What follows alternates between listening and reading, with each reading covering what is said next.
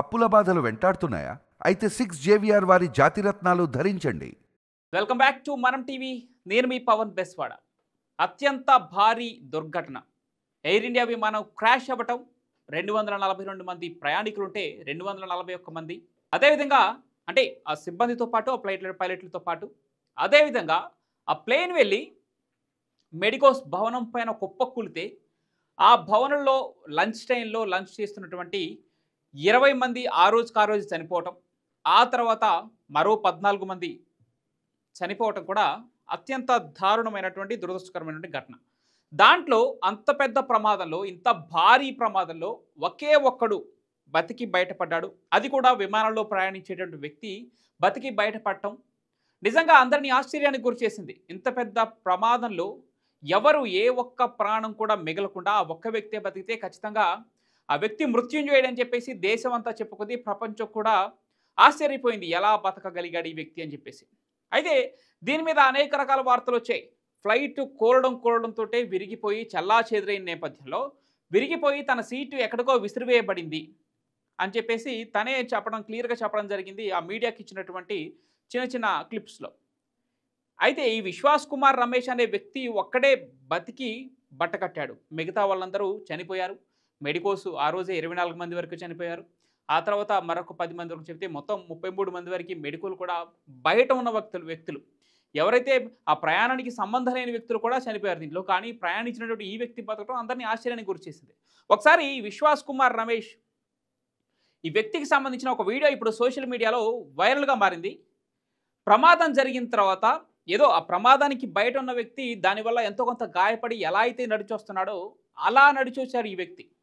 నిజంగా విమానంలో ప్రయాణించిన వ్యక్తేనా అనే సందేహం కలిగేలాగా.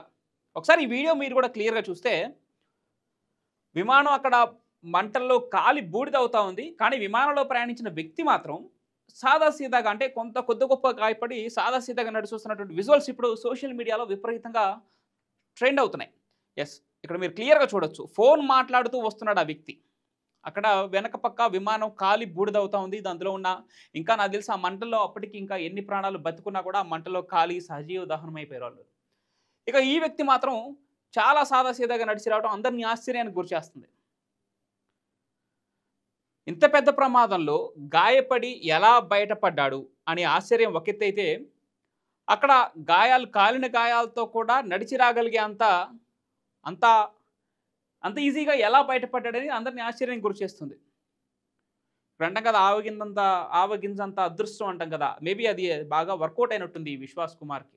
అంటే బతికినందుకు సంతోషం, కానీ ఇంత పెద్ద ప్రమాదం 242 మంది 241 మంది ఒకేసారి ప్లేన్లో ఉన్న వాళ్ళందరూ వారందరూ ఆహుతైపోతే, ఒక ఎయిర్ ఇండియా విమానం కుప్పకూలిపోయిన తర్వాత అందులో ఉన్న ప్రయాణికులు ఆహుతైపోతే దానివల్ల బయట జనావాసాలు అంటే అసలు ఆ విమాన ప్రయాణానికి ఎవరూ ఊహించని విధంగా బయట ఉన్నటువంటి మరో 30 మంది కూడా బలైపోతే,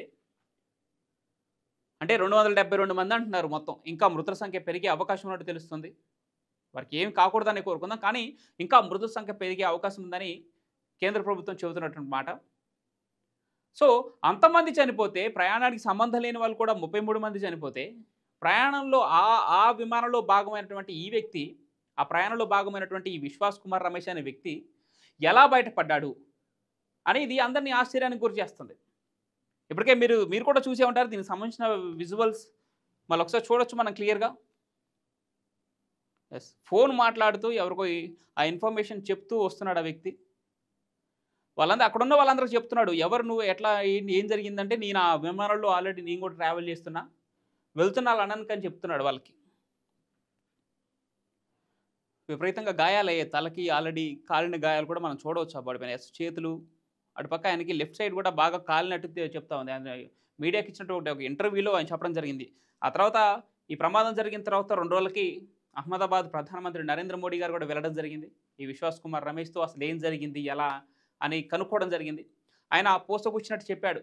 అంటే టేక్ ఆఫ్ అయిన ఒక 5 నిమిషాల్లోపే ఈ విమానం 800 అడుగుల ఎత్తుల నుంచి, అంటే 800 నుంచి 600 నుంచి 800 అడుగు ఎత్తుల మధ్యలో ఆ విమానం ఉందంటారు. అప్పుడే 2 ఇంజన్లు ఫెయిల్ కావడంతో ఒకేసారి ఇంకా ఆ thrust, no power no thrust అని పైలట్ చెప్పినట్టు ఇప్పుడు ఆ ఆడియో ఒకటి సోషల్ మీడియాలో ఆల్రెడీ సర్క్యులేట్ అవుతుంది. సో ఇలా వాళ్ళు చెప్పినట్టు నో పవర్ కాబట్టి 2 ఇంజిన్లు ఫెయిల్ కావడంతో ఒక్కసారిగా ఉన్నపళంగా కుప్పకూలిపోయి అక్కడ మంటలు వ్యాపించే లోపే ఇతను కూర్చున్నటువంటి 11A సీట్ ఏదైతే ఉందో అది ఎమర్జెన్సీ సీట్ అనమాట. అంటే ఎమర్జెన్సీ అక్కడ విండో ఉంటది. సో అది మాత్రమే ఈయన్ని బతికించిందని చెప్పేసి ఇప్పటికే చాలా వార్తలు వచ్చాయి కూడా. విండో లేని సీట్‌ను లక్కీగా ఎంచుకోవటం అతనికి కలిసొచ్చింది. అతని జీవితాన్ని కాపాడిందంటే యెస్. అందరూ విండో సీట్ ప్రిఫర్ చేసుకుంటారు. ఈవెన్ మన ఆర్టీసీ బస్ ఎక్కినా కూడా విండో సీట్‌లో కూర్చోవడానికే ట్రై చేస్తాం మనం.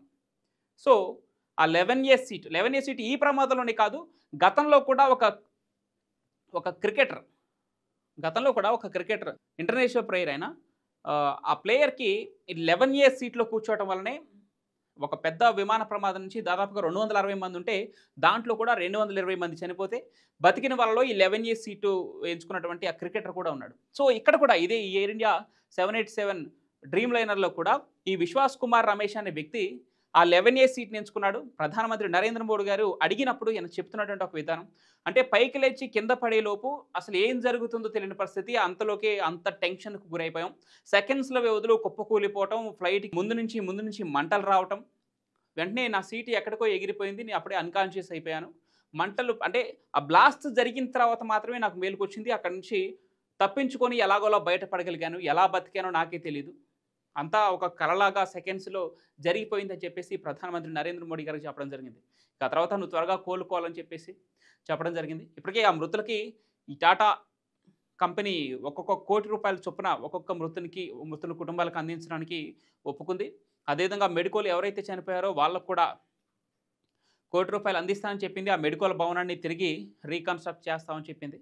ఈ విశ్వాస్ కుమార్‌కి ఇప్పటికే ఈయన ట్రీట్మెంట్‌కి అయ్యే ఖర్చును కూడా టాటా కంపెనీ భరిస్తోంది. సో ఏదేమైనా ఇంత పెద్ద ప్రమాదంలో ఒక్క మృత్యుంజయుడు మనం మాట్లాడుకున్నట్టుగానే తిరిగి బయటపడ్డాడు. ఆరోగ్యంగా ఇప్పుడున్నాడు. ఆసుపత్రిలో చికిత్స పొందుతున్నాడు. అతనికి ఆ విమాన ప్రమాదంలో కాలిన గాయాలకి ట్రీట్మెంట్ తీసుకుంటా ఉన్నాడు. దాంతో పాటు మెడికోల్ ఎవరైతే ఉన్నారో కొంతమంది గాయపడిన వారు ఇంకా ప్రాణాపాయ స్థితిలో కొట్టుమిట్టాడుతున్నారు. వారు కూడా త్వరగా కోలుకోవాలని ఆకాంక్షిస్తుంది భారతదేశం మొత్తం. సో ఏదేమైనా ఇంత పెద్ద ప్రమాదంలో ఒకే ఒక్కటిగా మిగిలాడు విశ్వాస్ కుమార్ అనే వ్యక్తి. చరిత్రలో నిలిచిపోయేటువంటి ప్రమాదం ఇది. అంటే ఒక పీడకలగా మిగిలిపోయే ఈ ఘటనలో ఏదైనా కొంత అదృష్టం వెంటాడింది అంటే కొంత అదృష్టం తన వెనుకడి నడిపించింది అంటే ఈ విశ్వాస్ కుమార్‌కే. సో మొత్తానికి త్వరగా ఆ క్షతగాత్రుడు కూడా త్వరగా కోలుకోవాలని చెప్పేసి కోరుకుందాం మనం కూడా. ఈ విశ్వాస్ కుమార్ అనే వ్యక్తి కూడా త్వరగా గాయాల నుంచి కోలుకొని త్వరగా మళ్ళీ తన జీవితాన్ని సాఫీగా గడపాలని కోరుకుందాం. టాటా కంపెనీ కూడా చెప్పినటువంటి ఎక్స్‌గ్రేషియా ఏదైతే ఉందో వారికి త్వరగా ₹1,00,00,000 చొప్పున అందించడానికే ముందుకొచ్చింది. ఆ టాటా కంపెనీ ప్రస్తుత చైర్మన్ అయినటువంటి చంద్రశేఖరన్ దానికి సంబంధించి ప్రకటన చేయడం జరిగింది. సో ఎయిర్ ఇండియా, బోయింగ్ ఫ్లైట్ల మీద కూడా ఇప్పటికే విపరీతంగా ట్రోల్స్ జరుగుతా ఉన్నాయి. ఆ ఇండియా పనితీరుపైనే క్వెషన్ మార్క్‌గా ఉంది. భారతదేశం మొత్తం బోయింగ్ ఫ్లైట్ల మీద ఒక పెద్ద క్వెషన్ మార్క్‌ని క్రియేట్ చేస్తా ఉంది. అసలు నిజంగానే ఇది సేఫా కాదా అనే వాతావరణం క్రియేట్ అయింది. మళ్ళీ చూస్తున్నాం మనం రీసెంట్‌గా కూడా కొన్ని హజ్ యాత్రికుల ప్రయాణిస్తున్నటువంటి ఫ్లైట్ కూడా కింద టైర్లకి మంటలు అంటుకొని అది పెద్ద ఎత్తున ప్రమాదం జరగకముందే తేరుకొని త్వరగా ఆ యాత్రికుల్ని తిరిగి కిందకి దించినటువంటి పరిస్థితి. సో ఇలా విమాన ప్రమాదాలు తరచూ జరుగుతుంటాయి. కానీ ఇలాంటి దుర్ఘటనలు మాత్రమే చరిత్రలో నిలిచిపోతుంటాయి. అందులో మొన్న జరిగినటువంటి అహ్మదాబాద్ ప్లేన్ క్రాష్ కూడా ఒకటి. సో మొత్తానికి విశ్వాస్ కుమార్ ఈ విధంగా ఫ్లైట్ నుంచి బయటపడి ఇప్పుడు ఆసుపత్రిలో చికిత్స పొందుతున్నాడు.